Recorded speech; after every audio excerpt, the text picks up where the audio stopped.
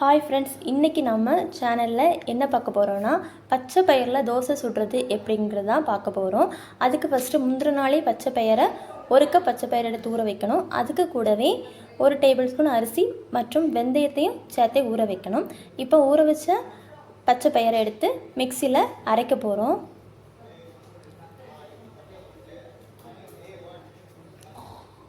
கூடவே பச்சை மிளகாய் அப்புறம் இஞ்சியும் சேர்க்கணும்.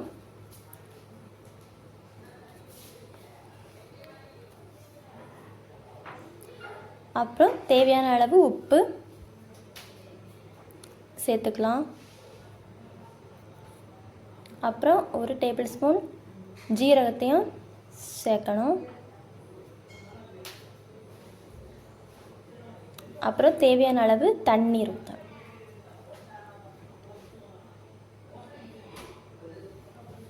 இப்போ நம்ம அரைச்சாச்சு. இந்த பதத்துக்கு அரைச்சா போதும். நல்ல தண்ணி மாதிரி அரைக்கக்கூடாது.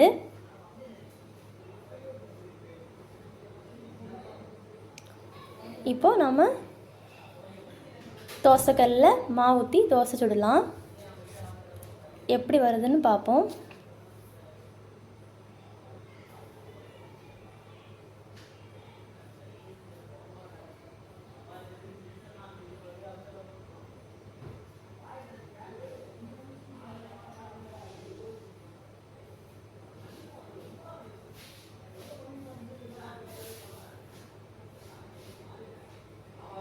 இப்போ தோசையை மறித்து போடலாம்.